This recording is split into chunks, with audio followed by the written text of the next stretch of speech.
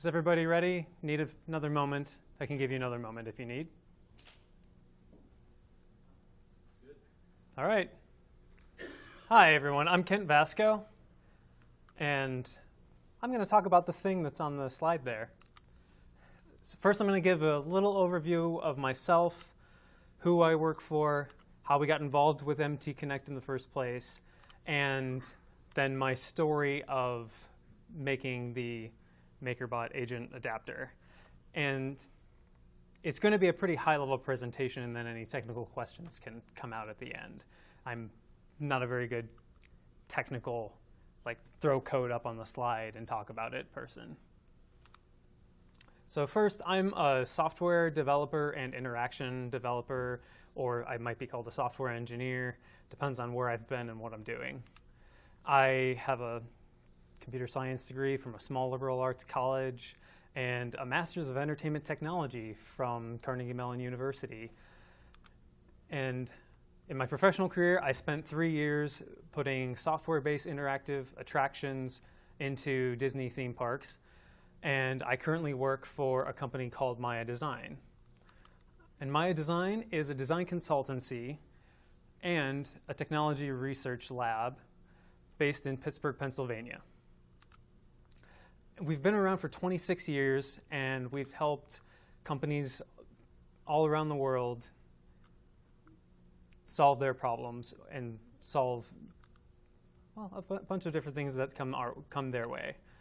They tend to come to us with relatively common business problems, like figuring out what their customer needs might be.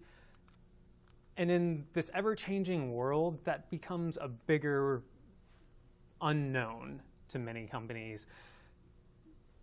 Pervasive computing, having computing devices everywhere, having the software systems to connect those devices, and having software interfaces to present this data to people in some meaningful way, well, it gives us access to a lot more data than we were ever exposed to, and that overwhelms us, to say the least. It actually puts us in a position that humans aren't quite ready to handle. So that's where Maya kind of comes in. We try to help people figure out what their needs are, and we try to help them tame that complexity. Not necessarily simplify it, because sometimes systems are going to be inherently complex so that they can do something new, powerful, innovative, but we try to help them present that new thing in a way that people can use it effectively. And we do this by using human-centered design methods, conducting research, and we approach all of these problems with some architectural understanding, so making sure that there's a foundation and structure to whatever the problem is that we're solving. And that's how we got involved with MTConnect. There was a NIST proposal in 2014 that called for roadmaps to help push US manufacturing to be more innovative in the future, trying to bring it back up to what as great as it used to be and just smash the competition around the world, so to speak. And Maya's part in this was to lead the research. And we did this using our human-centered design methods to discover what the people who were using this standard were actually, what problems were they actually running into. And one of these use cases was the people who are trying to set up MTConnect in their factories. And this was on various levels. Some of it was the machine tool people who may not have had any software knowledge or networking knowledge. Some of it was the software people who might not have had any knowledge about the manufacturing space, but saw that people were wanting to have their machines connected and talking and getting data from those machines. So Maya and me, well, whoops. I'm in the boat of I'm not from a manufacturing company. I have not worked in manufacturing before. And I'm a software person. I have a software background. And I like getting my hands dirty. So one of the use cases that was really interesting to me on this project was trying to figure out how to get a machine to speak MTConnect. So what we started with was just the really high level of, oh, this is an open standard that allows for inter-device connectivity. But I wanted to dive in, and my research effort wanted to be devoted to focusing on how to actually make that happen, how to make that work with a particular use case. So where I started, I took on the role of a software developer coming into the manufacturing space, not knowing much of anything. And the first thing I did was I went to their website. I kind of assumed that we weren't connected with all of the MTConnect people we were, and I tried to isolate myself and say, okay, I'm a software developer. I'm going to go to their website, see what documentation they have. So on their website, I found that there was documentation describing the structure of MTConnect, and it was found that it was an XML-based standard, which made things nice because having things be supported by others is a fantastic route to go. You don't have to have one individual constantly supporting that. I also found documentation that described a basic setup of MTConnect, so I could, again, being somebody outside of manufacturing, could say, oh, this is how I can think about how I might start connecting things together later on. And then getting down into not much more detail, but thinking about how I would request data from the devices once I have the chain of MTConnect stuff set up. So really, really, really high-level overview, and I'm sure I don't have all of the intricacies that are built into the standard here, but my high-level understanding of this when I was reading it over at first was there's a device, like the architecture describes a device. A device will have components or will be made up of components.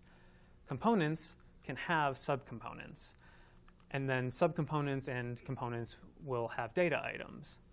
Okay, it seems like a really simple architecture. That makes sense. I could see machines being described by this type of structure. So then for the setup, you start again with the device, and it's spitting out some kind of data. If that data is not already in the form, does not already conform to MTConnect, you have to write an adapter which will take that data and do just that. It will convert the data items coming from the machine into data items that are described by MTConnect. And then an agent will host that information through an HTTP server on a network such that some kind of client-facing interface can present that data to people in a meaningful way. The request methods, just because I was going through the documentation and wanted to read a little bit more, make sure I have an understanding. I started with current. Current describes, if you use this data request method, describes the current state of the device or devices that this agent is representing. So it might give you the X, Y, and Z of the device that were last reported by the device. Sample will return a series of data, and that could, for example, be the last three data sets that were received by the agent from the device. And probe describes what an agent is currently connected to, what devices is it connected to, and what data items does that device describe? What is the quick structure of this device? So now I had this really high-level understanding, and I thought, okay, I want to get in and make something. I'm tired of just sitting here reading documents. I started looking around the office, and I was trying to figure out which close-ish machine thing we had that might be fun. And according to the title of this slide, it's obvious that it shows the MakerBot, but there are other reasons I chose the MakerBot too. It had the simplest interface, and since I didn't have like a CNC router or any such machine tool laying around, I went with this. So again, I said it had a simple interface. It has a USB port. So I previously had done work where using programming language Python, using a library called PySerial, could connect to USB devices or other serial devices. So I started there. I started trying to write a script that could talk to the MakerBot through Python. I didn't get anywhere immediately. I found it, I couldn't really make the connection because it seemed to not understand what I was sending it. And then I realized, oh, maybe there's probably some other thing or standard thing that MakerBot is communicating through. And MakerBot itself speaks G-code. So I did a quick Google search, found that MakerBot themselves already had a Python implementation of an interpreter for their G-code thing for MakerBot. So I went and installed that. And soon, once I had those three, once I had that all in my little Python script, I was able to start getting simple data back from the MakerBot. And mostly it was positional data, temperature data of a few of the pieces, and some status or error flags. So now I knew what data was coming from the MakerBot. I could conform that to the MTConnect structure, and I could start thinking about how I would actually start building the pieces of the setup that go into this setup. So I knew that the MakerBot would speak G-code, so that's not native MTConnect data items. I would have to write an adapter, and then obviously I'd have to write an agent, which would be an HTTP server serving up XML. And at this point, I decided, like we were at a point in our research where we talked to several people who their job is to write clients or to write interfaces with agents. So I decided that this was probably not something I should pursue because people have devoted years to building good interfaces. It might not be something that would be meaningful for me to slap together a thing that just threw up some ugly numbers onto a web page. So I held off on the interface for the time being. So starting with the adapter, I took the Python script that I had already started with, just talking with, that was able to communicate with the MakerBot, and I conformed the data items to MTConnect's data items. Again, it was positional, temperature, and status flags. Then I started building the agent, and I had not built a web server in Python in a couple of years, so I didn't really remember which preferred library or package I wanted to use. So I started with one that was standard in Python distributions, which is base HTTP server. It's really simple, it's lightweight, but it doesn't provide some niceties that others come with. And because I need to pass that data along as XML, I used, again, another standard Python library, which was XML tree, which was the element tree. There are various other HTTP server frameworks that people can use. Recently, I've been using Django and Flask. I've used Tornado. There's a bunch. They come with some niceties, like I said, like better handling of URL parsing. I manually did it when I built this. That wasted more time than I should have. But there's also some overhead that there is a lot of extra stuff that comes with those other frameworks that wasn't really needed at the time. So I stuck with it. And there's alternates to using elementary too, like LXML or other. There's probably a ton of XML building libraries out there.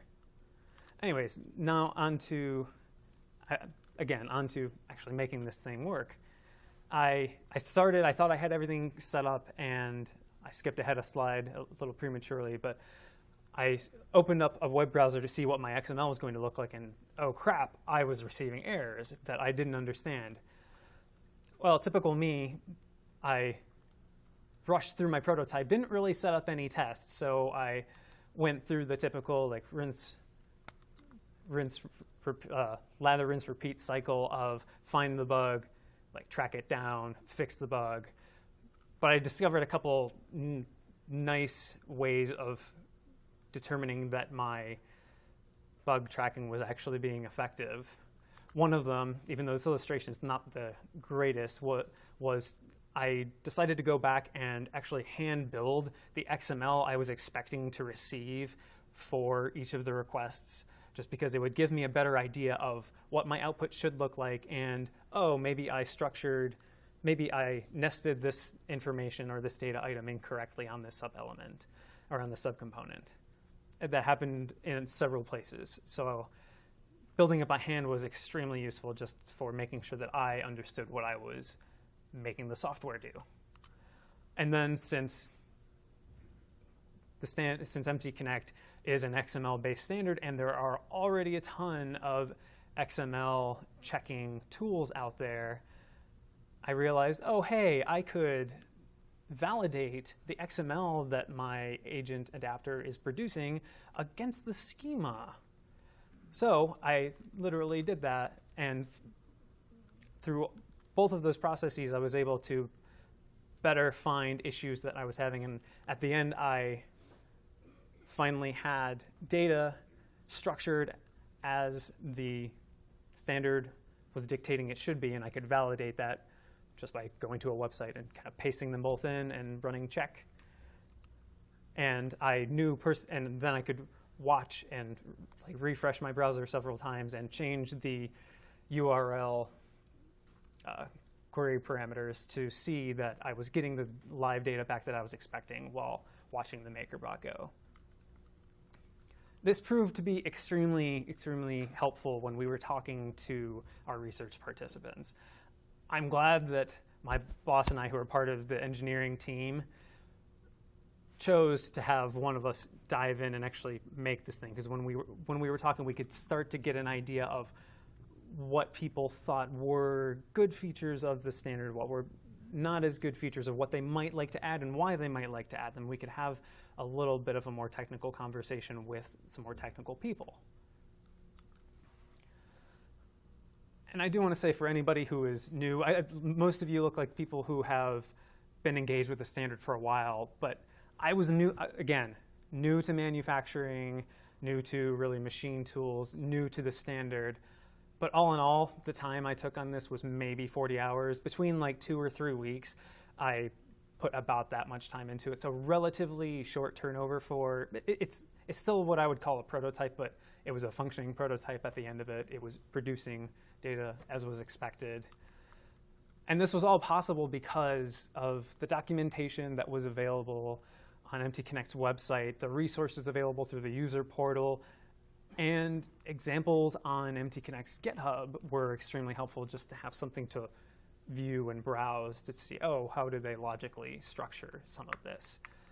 And once you actually engage with it, you can start on these forums asking those individuals for help. So the community itself was quite well developed, and again, it made it so easy for me to just jump in and make something.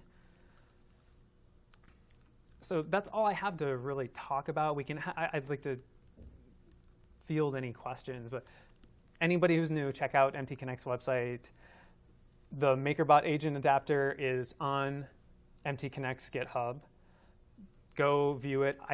The version that I created was done 2 years ago, so I believe it is version 1.2. Feel free to jump in and upgrade it anytime. I have been pulled away in several different directions. If you're curious about Maya at all, ask me questions or go to our website. We have some fun things that we do, and we like helping people solve problems. That is what we do. And if you have any specific questions for me and you don't think about them now, feel free to shoot me an email. I can hand out some business cards in case you don't feel like taking a screenshot of this or if you don't have access to the slides somehow. And yeah, that's it. Any questions? Sorry, I know that was really high level. I wasn't sure how technical everybody here was going to be. A little bit more so than my presentation apparently thought.